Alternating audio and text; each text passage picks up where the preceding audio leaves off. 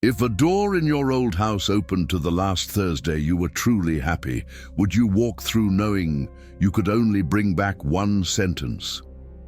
The first time Liana heard the door unlatch by itself, she was halfway up the stairs with a basket of clean towels and a heart that never quite set down what it was carrying. The old place sighed like it always did, pipes gossiping, wood settling. But this sound was different, decisive, as if the house had finally made up its mind about something. She put the basket on the landing and followed the draft to the small linen closet next to what used to be her daughter's room. It had always been a closet, except it wasn't, not now. The shelves were gone. In their place, a narrow hall washed in late afternoon light, the exact shade that used to lay across the kitchen table when Nora did her homework. Tongue between her teeth, like a tiny oar steering a vast boat. Liana stood very still. The grief counselor had told her stillness was not the enemy, that stillness lets the body notice the softer truths that loud pain drowns out. She tried to believe that now as she reached into the light and felt heat like the breath of bread. Somewhere a radio played a song that had gone out of fashion the year everything went wrong. Somewhere an ice maker clacked like a polite metronome. Somewhere a girl said, "Mom," in a voice that turned Liana's bones into tuning forks. "Nora," she whispered, not trusting the shape of the name in her mouth. "Mom, can you check my math?" The voice carried the impatience of a 12-year-old, bargaining with fractions. Liana took a step and the floor changed under her feet, not the tired plush of the landing runner, but the honeyed boards of the kitchen she had sanded herself, sweating and swearing and singing along to a playlist called Stubborn Joy. Around the corner, the table gleamed with pencil shavings and worksheets. The window over the sink wore sunlight the way a shoulder wears a shawl. And there, in a red sweatshirt too big for her, hair messily anchored by two clipped butterflies, was Nora, alive in the same ordinary way people are when they're not practicing it for anyone. Liana leaned on the doorframe because her knees forgot their assignment. "Hi," she said, and the word rang like a bell dropped into clear water. Nora didn't look up. "Is 9/16 bigger than half?" She pushed her paper toward the empty chair, the one Liana had sanded smoother than the others. "Also, I think Adam likes me because he asked what kind of pencil I use, which is a weird thing to ask if you don't." "Mom, you're crying. Why are you crying?" "Because the future I know doesn't let you ask me about pencils next year," Liana thought. "Because you will take a skateboard down a hill that won't respect you. Because the ER will smell like lemon and fear. Because the last text I will get from you will be a heart and a frog wearing sunglasses, and I will put it on the lock screen forever, as if that could hold anything in place. Because I would trade everything I have ever been for one more ordinary Thursday like this." Instead, she sat. 9/16 is smaller than half. She drew a rectangle, shaded the difference, and made a joke about fractions that she knew would land, because it had landed once before. Nora groaned and smiled despite herself. It was the smile Liana had stored in her ribs for a year, like contraband light. They worked until the sun moved. Liana asked too many questions about nothing, the kind you only ask when you understand too late that nothing is the kingdom where life actually happens. "How's your friend's hedgehog? Does your locker still stick? Did you ever finish that comic? Do you want pasta with the weird tomatoes you say look like hearts? Or are you pretending not to like them today because you think it makes you interesting?" Nora rolled her eyes with such competence that Liana laughed. "Pasta, with the weird tomatoes, and the cheese that isn't actually cheese." "Tofu?" Liana said. "It's tofu." "Okay, Mom, no need to curse." The radio played an ad for the hardware store on Maple. Liana's phone buzzed somewhere she no longer wanted to know. In the corner, the whiteboard still bore the ghost of a schedule. Thurs, Nora, practice 4:30. Mom, invoices, water plants, breathe. Liana had written breathe as a joke once, and then it became a task she routinely forgot to do until the house itself reminded her. "Mom," Nora said softly, "are you okay?" Liana swallowed. The house seemed to hum around her, not threatening exactly, but very clear about the rules. This was a door to a day that had already happened. She could not move furniture. She could not intercept the skateboard. She could not wrap her arms around her daughter and say, "Don," to go down the hill, and picture it working. She could, however, bring back one sentence, an honest one, like a bright thread through the weave of her life, if she chose it carefully enough to carry weight. "I'm okay," she said, which was true right now, in this minute. "But I want to tell you something, and you're going to think it's cheesy, and I need you to let me be cheesy." Nora leaned back, feet up on the edge of the chair like a person who trusts flaws. "Proceed." "I love how your brain treats mistakes," Liana said. "You don't hide from them. You poke them like weird animals until they tell you what they eat. Keep that. For math, for art, for people. When you fall, and you will, because you are made of trying, do not turn the fall into a verdict. Make it into a lesson. Promise me." Nora's face did that thing Liana had once called weather, clouds and sun at the same time. "That's not terrible," she admitted. "Can I write it in my notebook and pretend it was mine?" "Of course," Liana said. "My parenting style is open source." They cooked. Nora grated not cheese, while Liana chopped not tomatoes. They debated frogs versus lizards.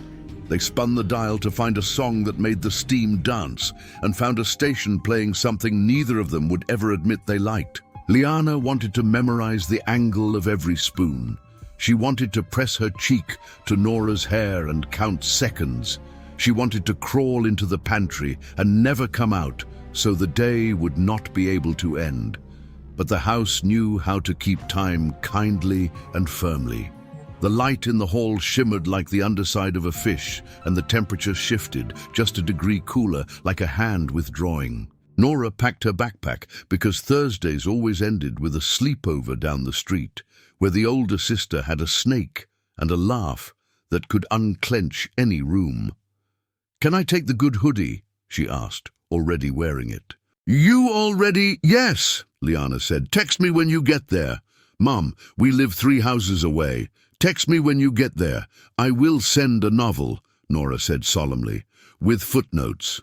At the door, she paused. The afternoon had folded itself into that golden hour that makes people optimistic without reason. "Can I tell you something cheesy?" "Proceed," Liana said, braced. "When I'm old," Nora said, "I want to be like you, but with worse jokes." She kissed Liana's cheek, swift, embarrassed by its own sincerity, and ran. The light in the hall sharpened. The radio turned to static, then silence. The house exhaled. Liana stood in the kitchen alone, hands shaking, and said out loud, "Thank you," because gratitude was the only ritual she trusted anymore.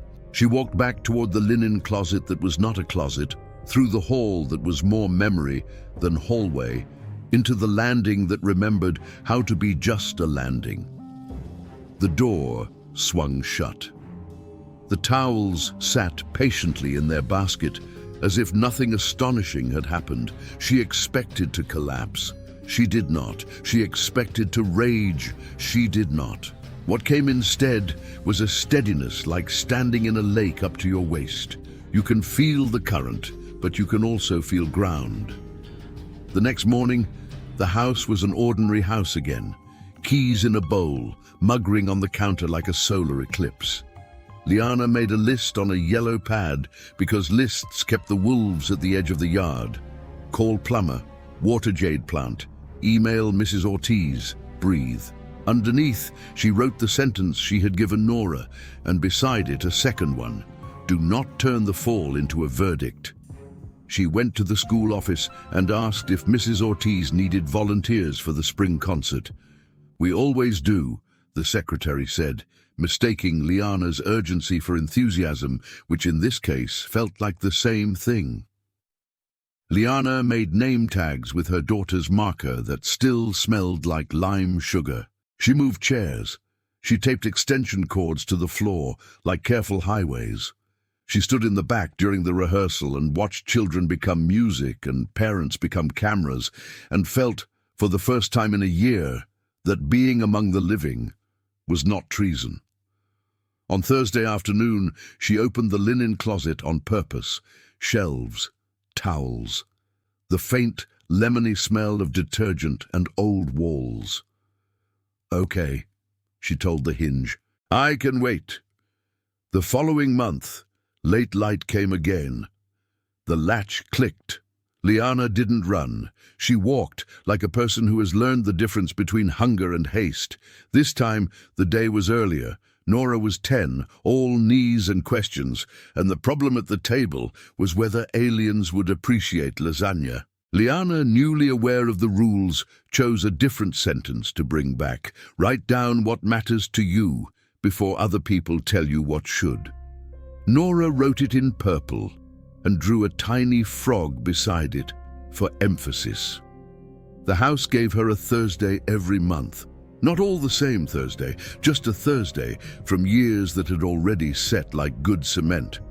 Sometimes they baked a cake so ugly it looked intentional. Sometimes Nora asked what grief felt like, and Liana answered as if the question came from a school assignment and not a future. Sometimes they sang a song they pretended not to know the words to. Sometimes Liana said nothing much, because her sentence for the month had to be earned by listening. Between Thursdays, Liana lived. She taught a neighbor's kid how to ride a bike without turning balance into a threat. She let the jade plant be imperfect and found that it thrived under the new management. She joined a support group where people told their worst stories into a circle and nobody tried to fix them, only to witness them until the edges got less sharp. She laughed once while washing a spoon and did not apologize to the air.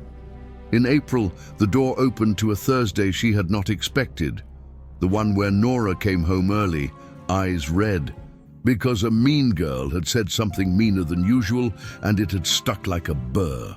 Liana almost spent her sentence telling her that high school ends and kindness outsells cruelty in the long run.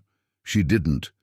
Instead, she said, "Sometimes the bravest thing you can do is outlast someone's wrong idea of you." Nora stared at her for a long second and then asked, very quietly, if they could cut her hair short, like the picture in Liana's drawer.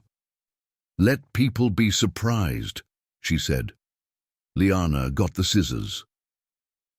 The last Thursday came the way last things do, without telling you they are last. The afternoon was early spring, brave blossoms and stubborn cold. Nora was 13 and so painfully beautiful in that unfinished way that Liana Eshart had to look away and then look back. They made grilled cheese and burned the first one and ate it anyway because the burnt parts tasted like campfire. When the light shifted, the house's polite hand on Liana's back felt familiar, almost companionable. "Nora," she said, choosing her sentence with the care of someone packing a lifeboat. "Yeah? You are more than the last thing that happened to you." Nora frowned, then smiled, then wrote it down with a frog and a star. "I am," she said, as if practicing for a day that would require it. "And so are you." When the door closed and stayed closed through May and June and July, Liana didn't panic. The gift had never been a promise of rescue. It had been a school. She hung her yellow pad on the fridge and added a new line to the list each week. "Leave a note for future me." She slipped those notes into the closet's back corner anyway, in case there was a world where time is circular and she could be the house she needed. Years later, the linen closet would still sometimes click on a late afternoon when light fell just right, and it would be only the wood doing what wood does. Liana would smile and set a towel on the shelf and touch the wall with the same tenderness she used for photographs. She would go to the park and watch teenagers make choices and try again, and she would whisper to no one and to everyone, "Do not turn the fall into a verdict." People in town would say the old place had good bones. They would be right, but it had something better, A memory of Thursdays and a woman who learned to bring back sentences sturdy enough to live in. And when someone asked her years after Nora's Frogheart text had faded from the lock screen into a story she could tell without breaking, whether she would walk through that door again. If it opened, Liana would laugh softly and say, "Only if I had a new sentence. The rest I'm finally living."